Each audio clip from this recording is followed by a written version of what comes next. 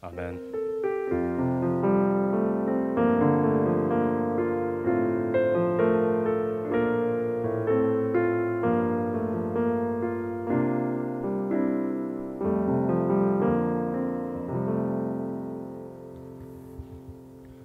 네, 오늘 하나님이 우리에게 주시는 말씀은 마태복음 5장 1절에서 3절 말씀입니다. 마태복음 5장 1절에서 3절 말씀. 3절밖에 안 되니까 우리 함께 한 목소리로 봉독하도록 하겠습니다. 자, 시작. 예수께서 무리를 보시고 산에 올라가 앉으시니 제자들이 나아온지라 입을 열어 가르쳐 이르시되 심령이 가난한 자는 복이 있나니 천국이 그들의 것임이요. 아멘. 자, 새해가 오고 벌써 20일이 지났습니다. 우리 새해에 항상 만나면 이렇게 인사하죠. 새해 복 많이 받으세요 라고 인사합니다. 또 요즘에는 교회에서는 또 이렇게 인사하기도 합니다. 새해 복 많이 받으세요 라기보다 하나님 새해에 하나님 복 많이 받으세요 이렇게 인사하기도 합니다. 그리고 1월이 조금만 지나고 나면 우리는 이 새해 복 많이 받으세요 라는 말은 또 1년 동안 거의 쓰지 않죠. 뭐 5월 6월에 갑자기 만나서 새해 복 많이 받으세요 라고 하는 거는 좀 이상하니까 딱 1월에 한 첫째 주까지, 그리고 12월의 마지막 주부터 1월의 첫째 주까지 우리가 새해 복 많이 받으세요. 그리고 또 교회에서는 새해에 하나님 복 많이 받으세요 라고 또 얘기하곤 합니다. 이게 약간 좀 미신적인 느낌이 저한테는 있지만 또 어떻게 보면 서로의 1년을 잘 살아내기를 바라는 마음에 하는 인사이기 때문에 또 마음에는 또 어떻게 따뜻하게 느껴지고 또 들으면 기분 좋은 그러한 말이었습니다. 이 말의 의미는 복이라는 것은 사전적 의미로 삶에서 누리는 큰 행복, 그리고 오붓한 행복이라는 뜻으로 쓰이고 있습니다. 그리고 또 동양에서는 우리 한국이나 중국 이쪽에서는 여기에 말하는 복을 오복이라고 합니다. 오복. 오복은 수, 부, 강령, 유호덕, 고종명이라고 이 5가지 복을 얘기한다고 합니다. 수, 부, 강령, 유호덕, 고종명. 그것은 장수하고 부자되고 평안하고 도덕을 낙으로 삼고 또 명대로 살다가 죽는 것, 그것을 동양에서 말하는, 흔히 우리가 말하는 새해 복 많이 받으세요 할 때 그 복이 이 5가지 오복을 뜻하는 거라고 볼 수 있어요. 그런데 이 5가지 복, 오복은 우리 육체 위주의 복입니다. 잘 살고, 우리 현대 위주의 복이에요. 잘 살고 돈 많이 벌고 오래 살고 또 명대로 살고 라는 그러한 여러 가지 우리 육체의 복을 얘기하는 것입니다. 우리가 새해가 지나도 우리는 또 우리 그리스도인들은 복에 대해서 가끔 얘기를 하죠. 하나님 축복 받으세요. 하나님의 축복이 당신들에게 있기를 원합니다. 또 찬양도 있죠. 축복합니다. 이런 찬양도 있는 거죠. 이 축복은 복을 내린다라는 뜻이에요. 내릴 축자를 써서 복을 내린다라는 뜻인데, 하나님께서 우리에게 복을 내리시기 때문에 새해 복 많이 받으세요는 1월에 쓰고 끝이지만 우리는 또 살면서 그리스도인들은 서로에게 축복합니다, 축복합니다라는 복을 많이 쓰곤 합니다. 그래서 생각해 보았어요. 하나님의 복과 세상에서 말하는 복은 과연 같을까? 아니면 하나님의 복이 단지 내가 살아가는 이 세상에서 누리는 큰 행복, 내 건강과 내 재물과 명대로 살다가 죽는 그 행복을 의미하는 것일까 고민하게 되었습니다. 혹시나 그게 아니라면 하나님께서 말씀하시는 복은 무엇일까? 오늘 한번 우리 같이 나눠보려고 합니다. 오늘 본문 말씀 마태복음 5장 1절에서 3절을 제가 다시 한번 읽어볼게요. 예수께서 무리를 보시고 산에 올라가 앉으시니 제자들이 나아온지라 입을 열어 가르쳐 이르시되 심령이 가난한 자는 복이 있나니 천국이 그들의 것이니요. 이 말씀은 교회를 다닌다고 하는 사람들은 누구나 한 번쯤 들어봤을 만한 아주 유명한 말씀입니다. 예수님께서 산에 올라가셔서 제자들과 사람들에게 가르쳤던 내용이죠. 이것을 산에서 가르쳤다고 해서 산상수훈이라고 합니다. 산상수훈. 마태복음 5장에서 7장까지가 바로 그 산상수훈의 말씀입니다. 마태복음에는 산상수훈 말씀뿐만 아니라 여러 가지 교훈과 또 비유에 대한 얘기가 많이 들어가 있습니다. 예를 들어 마태복음 10장은 제자 파송의 교훈, 그리고 13장은 천국 비유를 들어서 사람들에게 천국과 하나님의 복 이런 것들을 가르치고 있었던 거죠. 예수님께서는 산상수훈이라는 5장에서 7장까지의 그 긴 장 동안 가장 먼저 얘기한 것은 하나님의 복에 대해서 얘기를 시작하셨습니다. 그리스도인들이 가지는 8가지의 복, 바로 팔복에 대해서 얘기하신 거죠. 사실 산에서 가르치셨다고 하는데 실제로 우리가 아는 저기 막 로키 산맥처럼, 그리고 한국의 뭐 관악산, 저는 또 대구에서 왔으니까 팔공산, 또 광주면 무등산, 이런 산의 개념은 아니라고 볼 수 있어요.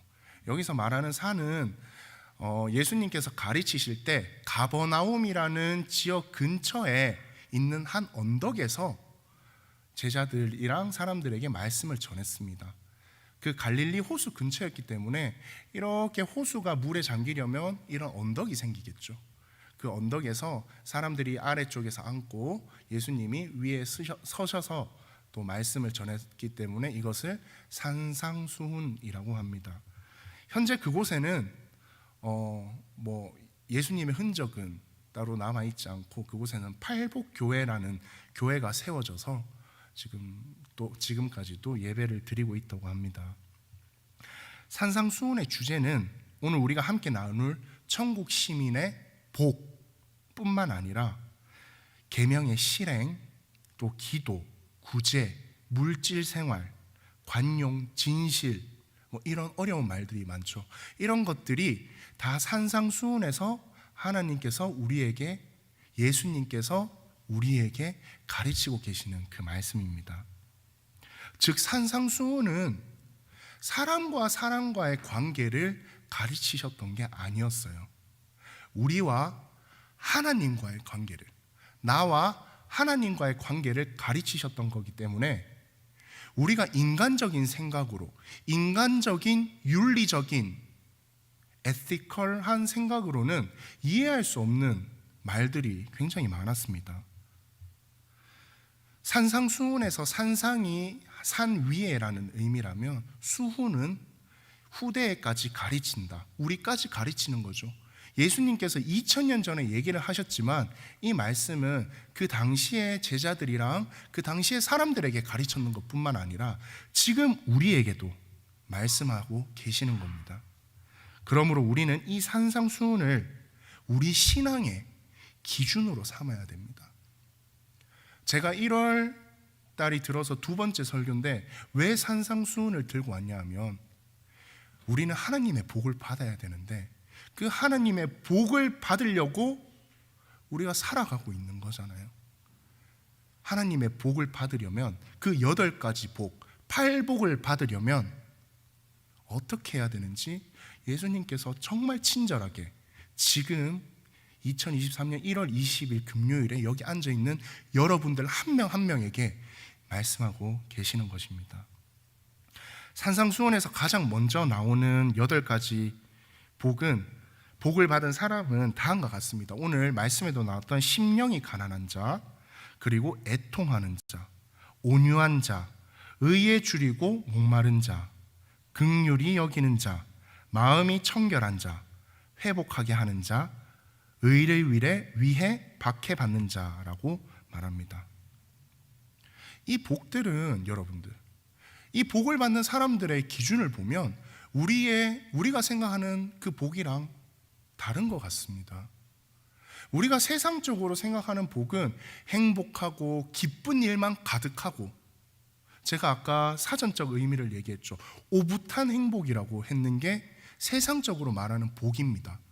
그런데 예수님께서 말씀하시는 복 받는 사람들은 심령이 가난하고 애통하는, 슬퍼하는 자가, 그리고 박해받는 자, 의에 줄이고 목마른 자가 바로 복을 받는 대상이라고 하고 있습니다.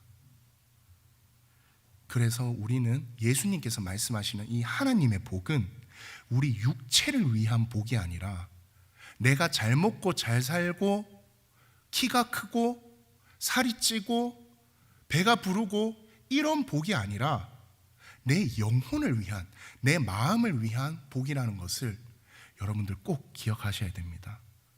팔복에서 제가 아까 말씀드렸던 심령이 가난한 자, 애통한 자, 또 온유한 자, 의에 줄이고 목마른 자, 이 앞에 말했던 8가지 복 중 앞선 4가지 복은 하나님을 갈구하는 사람들을 나타내는 것이고요, 뒤에 나오는 4가지, 긍휼히 여기는 자, 마음이 청결한 자, 화목하게 하는 자, 의를 위해 박해받는 자, 이 뒤에 4가지는 하나님을 만났을 때 그리스도인들이 행해야 되는 행동을 얘기하고 있습니다.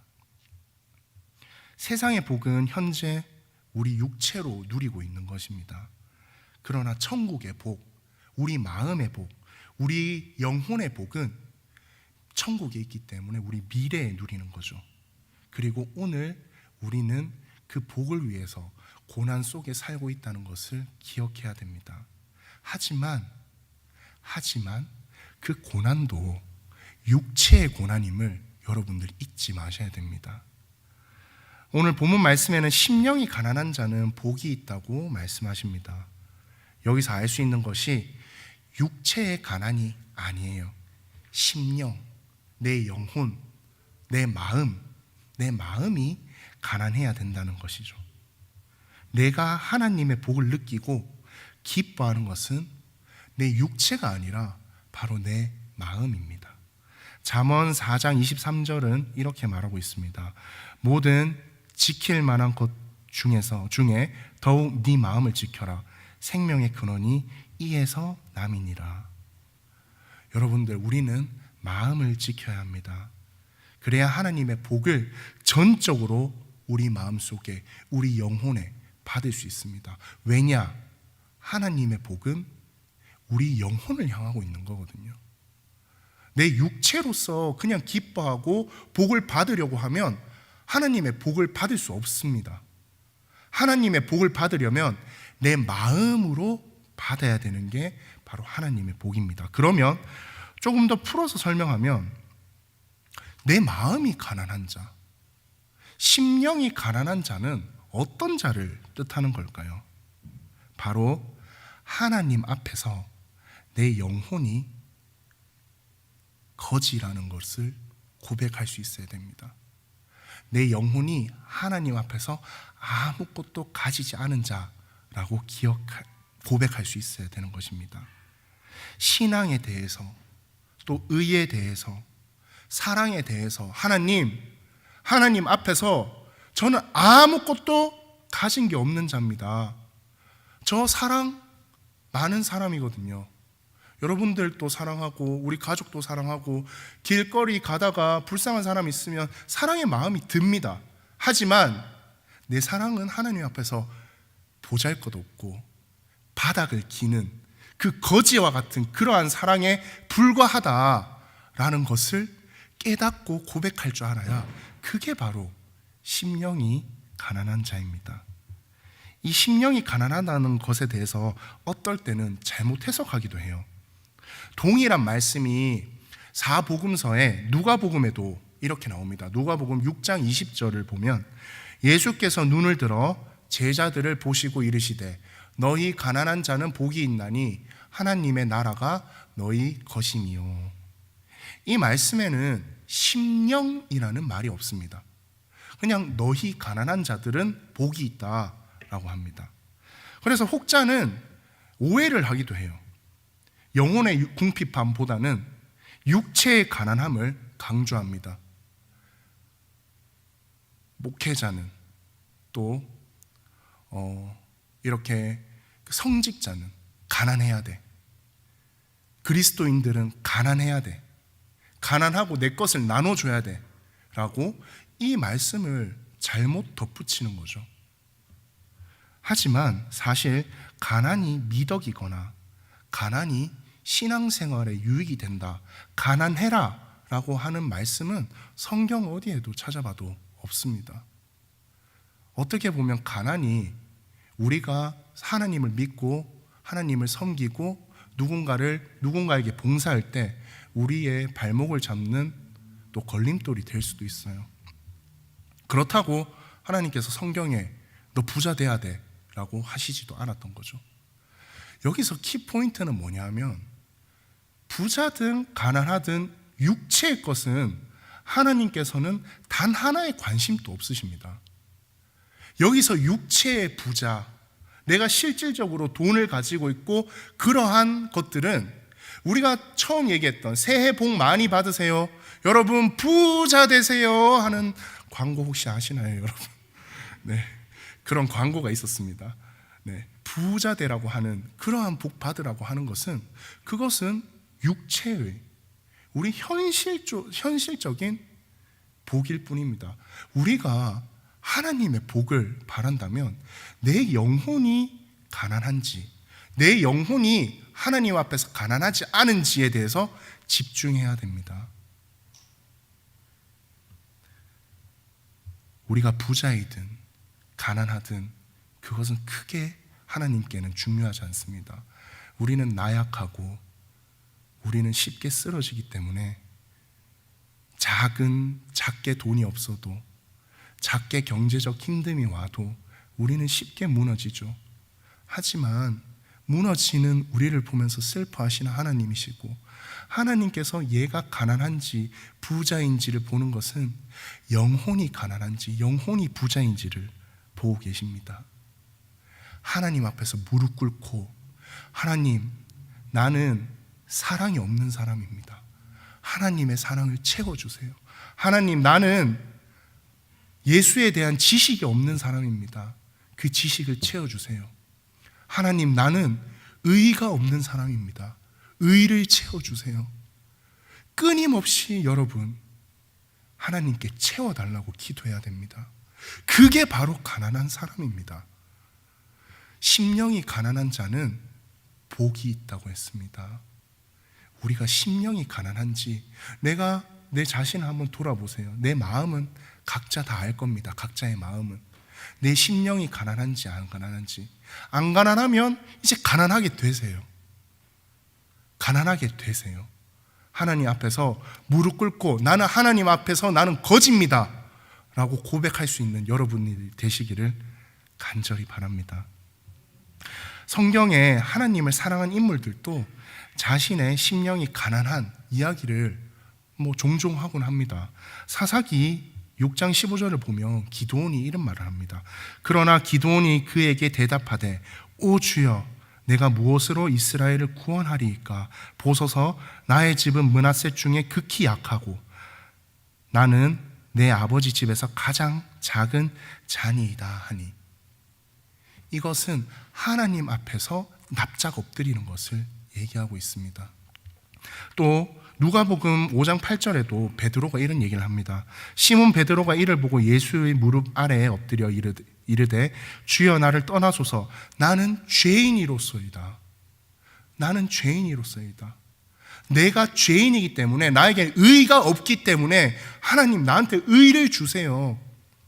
나는 끊임없이 의의를 구하는 사람입니다 라고 베드로는 고백하고 있습니다. 기드온도 베드로도 모두 하나님 앞에서 자신의 나약함을, 자신의 궁핍함을 고백하고 있습니다. 우리도 하나님 앞에서 우리의 영혼에, 우리 마음에 모자람을, 또 궁핍함을 하나님 앞에서 고백하고 철저히 깨닫고 무릎 꿇고 간구해야 합니다. 그리고 바울도 자신의 심령의 가난함을 이렇게 고백했습니다. 빌립보서 3장 7절에서 13절을 보면 이거 오늘 찬양했던 겁니다. 그러나 무엇이든지 내게 유익하던 것을 내가 그리스도를 위하여 다 해로 여길 뿐더러 또한 모든 것을 해로 여김은 내 주 그리스도 예수를 아는 지식이 가장 고상하기 때문이라. 내가 그를 위하여 모든 것을 잃어버리고 배설물로 여김은 그리스도를 얻고 그 안에서 발견되려 함이니 내가 가진 의는 율법에서 난 것이 아니요 오직 그리스도를 믿는 믿음으로 말미암은 것이니 곧 믿음으로 하나님께로부터 난 의라. 내가 그리스도와 그 부활의 권능과 그 고난에 참여함을 알고자 하여 그의 죽으심을 본받아 어떻게 해서든지 죽은 자 가운데서 부활에 이르려 하노니 내가 이미 얻었다 함도 아니요 온전히 이루었다 함도 아니라 오직 내가 그리스도 예수께 잡힌 바 된 그것을 잡으려고 달려가노라. 형제들아, 나는 아직 내가 잡은 줄로 여기지 아니하고 오직 한 일, 즉 뒤에 있는 것을 잊어버리고 앞에 있는 것을 잡으려고 달려가노라 하십니다. 바울은 자신이 가진 것을 모두 배설물로 여깁니다. 유익하던 것을 해로운 것으로 여깁니다. 내가 세상에서 가지고 있던 세상적인 부유함과 세상에서 가지고 있던 것들이 세상에서 내가 무언가 많이 가지고 있다면 내 심령이 가난하다, 내가 가난하다라고 하나님 앞에서 고백할 수 있을까요? 세상에서 가지고 있었던 것은 유익하지 않다, 배설물에 불과하다라는 바울의 고백입니다. 하나님 앞에서 납작 엎드려서 내가 가진 것은 아무것도 없다, 오직 하나님 앞에서 내 영혼의 가난함을 바울은 깨닫고 얘기하고 있습니다. 사랑하는 디아스포라 청년 여러분, 내 삶의 목표를 생각해 보시기 바랍니다. 다른 사람과 비교해서 내가 어떤 걸 더 가질까, 또 내 육체적으로 어떻게 하면 더 멋있어질까 하는 눈에 보이는 부족함만을 집중하지 마십시오. 내가 저 사람과 비교해서 뭘 못 가졌구나, 내가 저 사람과 비교해서 내가 못났구나, 이거에 집중하지 마세요. 이 복은 세상의 복입니다. 우리는 하나님의 복에 집중해야 합니다. 다른 사람과 비교하지 말고 내 마음이 얼마나 가난해져 있는지 여러분들 끊임없이 그 가난을 하나님께 간구해서 채워나가시길 간절히 기도합니다. 그럼 심령이 가난한 자들이 받을 하나님의 복은 무엇일까요? 지금까지 얘기한 것은 복을 받을 대상들에서 얘기했고, 그러면 심령이 가난하다 하면 어떤 복을 받을까요? 바로 천국입니다. 천국을 소유하는 복입니다. 천국이 그들의 것이며 바로 하나님의 나라가 우리의 것이 되는 것입니다. 천국 시민이 된다는 것은 바로 하나님과 동행하는 삶을 사는 것입니다.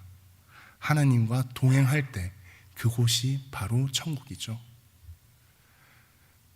하나님이 없으면 내가 살아가고 있는, 내가 숨 쉬는 이곳도 천국이 아닌 게 됩니다. 하지만 내가 어느 위험이나 어느 사막의 음침한 골짜기에 다닐지라도 하나님만 있으면, 하나님만 나와 동행한다는 그 복을 깨닫고 있다면 해를 두려워하지 않는 거죠. 나는 두려움이 없습니다. 그렇게 고백할 수 있는 여러분이 되시기를 바랍니다. 삶이 하나님과 동행할 때면 안정이 됩니다. 왜냐? 육체에 집중하는 삶에서 내 영혼과 내 마음에 집중하는 삶으로 옮겨져 가기 때문이죠. 심령이 가난함을 느끼려면 여러분들 내 마음에 집중하십시오. 내 심령이 지금 가난한가? 저희 앞에서 전도사가 계속 심령의 가난함을 얘기하는데 내 심령이 가난한가? 라고 생각했을 때 이제 겉으로 보이는 내 육체적인 모든 잡념은 다 벗겨버리고 내 마음에 집중하십시오. 여러분들 각자 마음에 집중하시기 바랍니다. 바울은 하나님께 복을 받고 자기 마음에 집중을 하면서 다음과 같이 고백했습니다. 고린도후서 4장 7절에서 10절 말씀 제가 한번 읽어드릴게요. 우리가 이 보배를 질그릇에 가졌으니 이는 심히 큰 능력은 하나님께 있고 우리에게 있지 아니함을 알게 하려 함이라.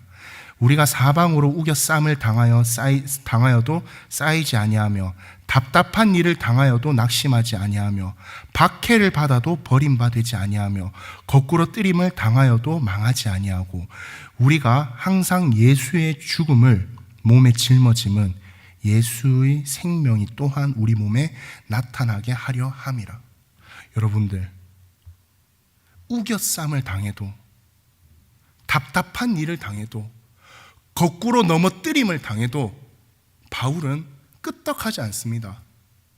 아무렇지 않다고 생각합니다. 왜냐? 천국 시민으로서 하나님과 동행하는 삶, 내 마음에 내 심령에 집중하는 그러한 삶을 살고 있었기 때문이죠. 하나님의 복을 받은 사람이라면 우리 여러분들 자기 각자의 심령에 내 마음에 내 영혼에 집중하시기 바랍니다. 내 마음에 집중하여서 하나님께, 예수님께, 하나님, 나 가진 거 없어요. 하나님, 나 겉으로 가진 거 말고 진짜 내 마음은 텅 비어 있습니다. 나 가진 거 없어요. 라고 고백하시기 바랍니다. 그렇게 고백할 때 하나님이 채워주십니다. 지난주에 기도하면 내가 들을 것이요 나를 구하면 나를 만나리라 라고 했습니다.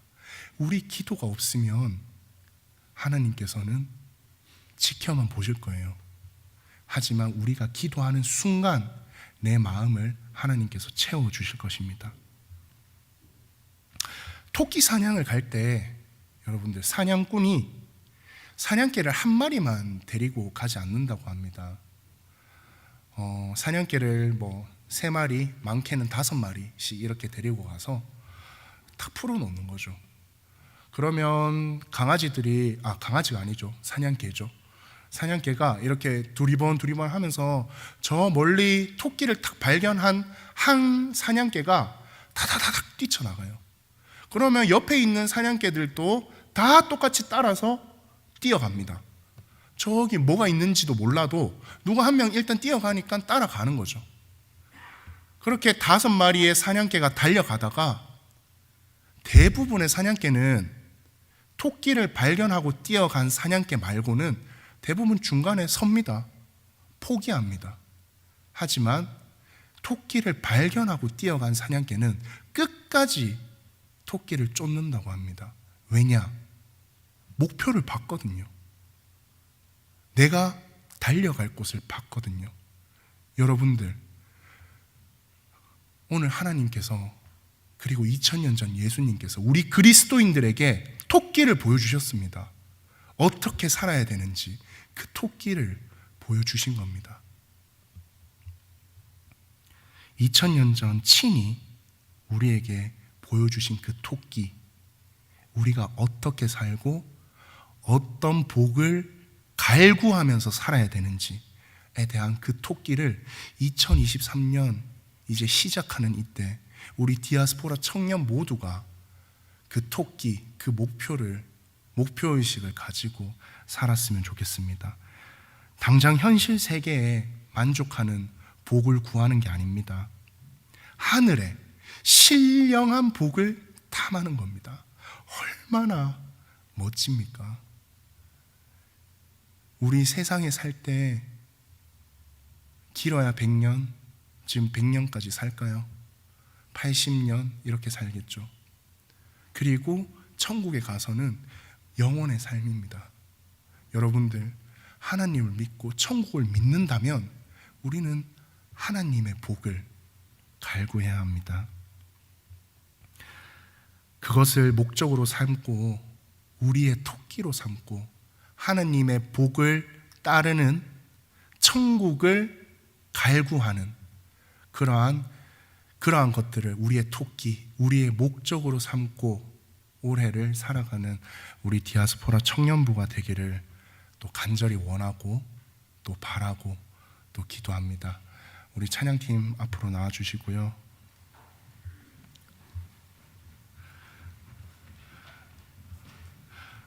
네, 오늘 찬양 우리 같이 하고 싶은 거는 오늘 이곳에 계신 성령님입니다. 우리 예배 전 찬양에 가장 처음 불렀던 찬양이죠.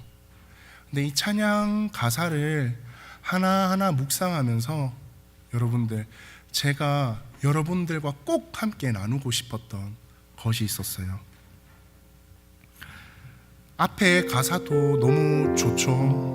오늘 이곳에 계신 성령님, 우리를 가르쳐 주소서, 이런 말씀도 너무 좋습니다.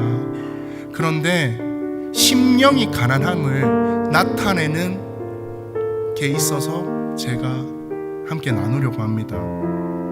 우리 후렴을 보면 주님보다 앞서지 않고 겸손하게 주의 말씀 기다리리 라고 합니다.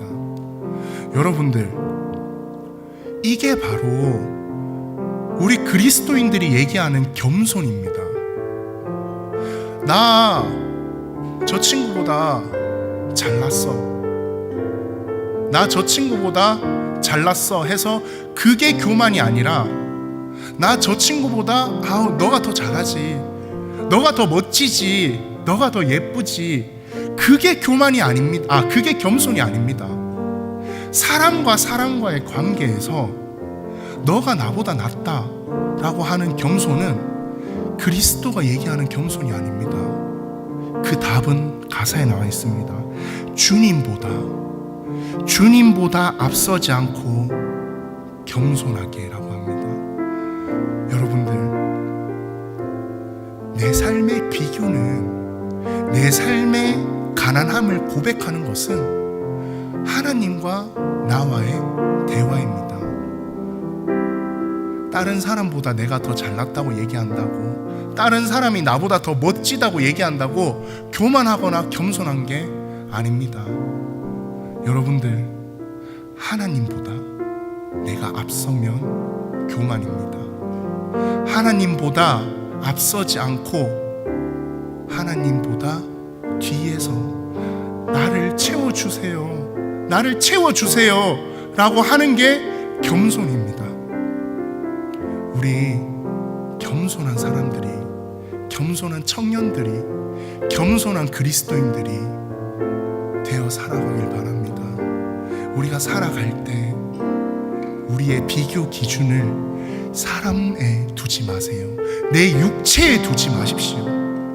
오로지 여러분들 하나님과 독대해서 내가 부족합니다, 내가 가난합니다 라고 얘기할 수 있는 여러분들이 되기를 간절히 기도하겠습니다. 자, 우리 찬양 함께 하겠습니다.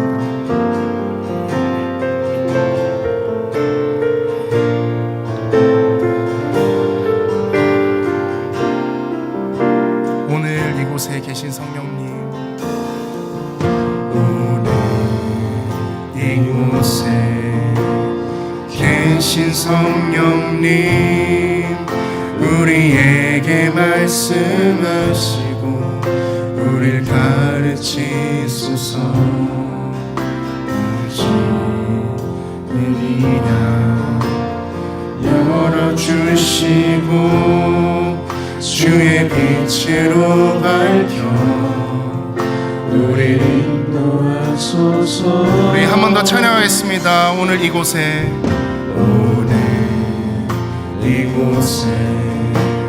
계신 성령님, 우리에게 말씀하시고 우리를 가르치소서. 다시 우리 맘 열어주시고 주의 빛으로 밝혀 우리를 인도 인도하소서. 주님보다 앞서지 않고 주님보다 앞서지 않고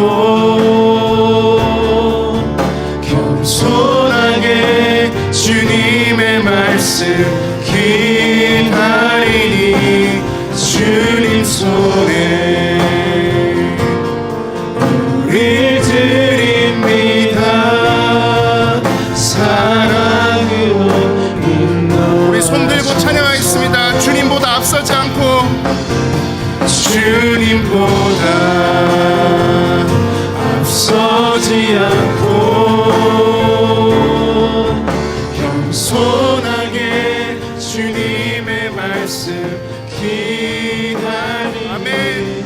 주님 손에 우리 드립니다. 사랑으로 인도하소서. 여러분 우리 같이 소리내서 기도하겠습니다. 하나님과 나와의 관계에서 주님 내 마음에 내 영혼에 집중할 수 있도록 하여 주시옵소서.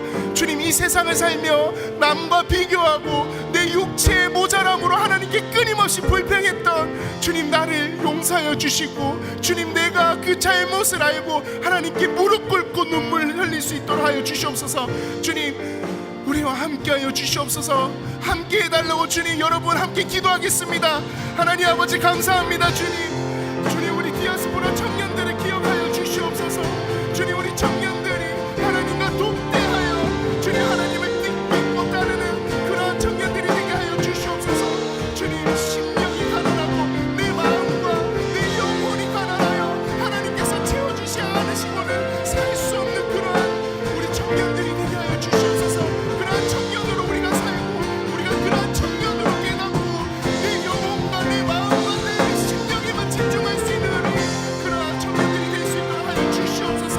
하나님 주님 앞에서 겸손하고 주님 남과의 관계가 아니라 주님 다른 사람과의 관계가 아니라 하나님과 내 마음과 하나님과 내가 독대하여 하나님께 오로지 무릎 꿇고 내 잘못을 주님 용서를 구하는 그러한 우리 디아스포라 청년부가 될 수 있도록 주님께서 함께하여 주시옵소서. 우리를 무릎 꿇게 하시고 우리를 눈물샘을 곁들이셔서 하나님 앞에서 더욱더 갈급하고 더욱더 공격함을 주님 느끼고 깨닫고 갈구하는 그러한 디아스포라 청년부가 되게 하여 주시옵소서. 주님 채워주소서. 주님께서 채워주시지 않으면 내 심령이 어쩔 수 없습니다. 내 심령이 비어있습니다. 하나님 채워주시옵소서. 주님 제가 하나님과 주님과 독대하여 주님께 무릎 꿇을 수 있도록 하여 주시옵소서. 주님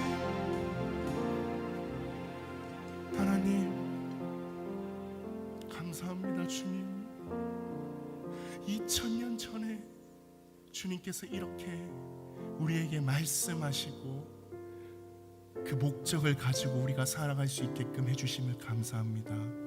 하나님 때론 그 목적을 잃습니다.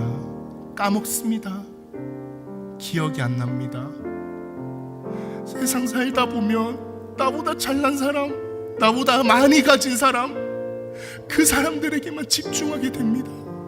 끊임없이 비교하고 끊임없이 가지려고 노력하고 가졌다면 끊임없이 자랑하려고 합니다. 우리의 심령을, 우리의 마음을, 우리의 영혼을 하나님께 집중할 수 있도록 하여 주시옵소서. 주님 끊임없이 작아지는 우리 디아스포라 청년들이 되게 하여 주시옵소서. 이 세상에서 작아지는 것이 아니라 세상에서 하나님의 역할에 충실하며 살아가고 하나님 앞에서는 끊임없이 작아지는 디아스포라 청년부가 되게 하여 주시옵소서. 주님 그리고 나의 허한 이 마음을 없다고 궁핍하다고 갈급하다고 고백하는 이 마음을 주님께서 채워주시옵소서. 주님의 사랑과 의와 지식과 지혜와 충만으로 우리의 마음을 채워주시옵소서. 그리고 그 채움이 천국이고 복임을 알게 하여 주시옵소서. 사랑합니다. 주님, 이 모든 말씀 예수님 이름으로 기도드립니다. 아멘. 네, 광고 있겠습니다.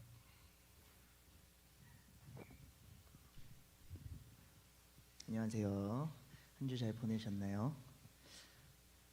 제가 질문 하나를 드리려고 하는데 혹시 나는 사랑이 없이 살 수 있다, 사랑이 필요 없다 하시는 분 손?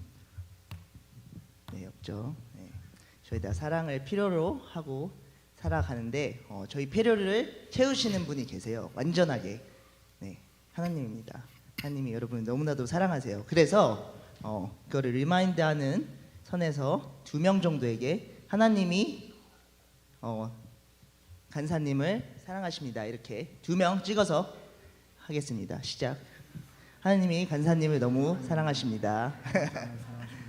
하나님이 전도사님을, 재현 형제, 요셉이 형을 너무 사랑하십니다. 네, 광고 드리겠습니다. 예배 참석하신 여러분들 모두 주님의 이름으로 환영하고 축복하고 사랑합니다. 앞자리부터 자리를 채워주시면 감사하겠습니다. 주일 1부, 2부 9시, 11시에 계속 있고요. 수요 예배, 토요 기도에도 많은 참여 부탁드립니다. 예배 전 중보 기도 모임이 계속 6시 반부터 한 20분간 잠옷실에서 있습니다. 많은 참여를 바랍니다. 매주 금요 예배에서 드려지는 헌금은 월드비전과 컴패션에 계속 보내고 있는데 이 트랜스퍼 인포메이션이 저희 청년부 웹사이트랑 인스타그램에 있어요. 그래서 참조해 주시면 될 것 같고요.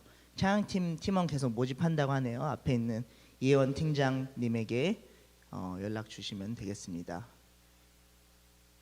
기다리시던 디아스포라 찬양 집회가 다음 주에 다음 주죠? 네, 드디어 다음 주에 열립니다. 예전에도 광고했듯이 한 20분, 30분 하는 찬양이 너무 아쉽다. 다음 주 꼭 오시면 더 길죠? 네, 되겠습니다. 뜨겁게 찬양하고 누구든지 오실 수 있으니까 지인들, 친구분들, 가족들 초청해서 함께 예배하고 함께 찬양하면 좋겠습니다. 저희 디아스포라 교회 수련회 이제 조금 더 이제 완성돼서 광고를 드리는데 날짜 계속 동일하게 17일에서 19일까지 금요일에서 주일까지 하고요. 시작 시간은 금요일 2월 17일 5시 반부터 레지스트레이션이 시작되거든요.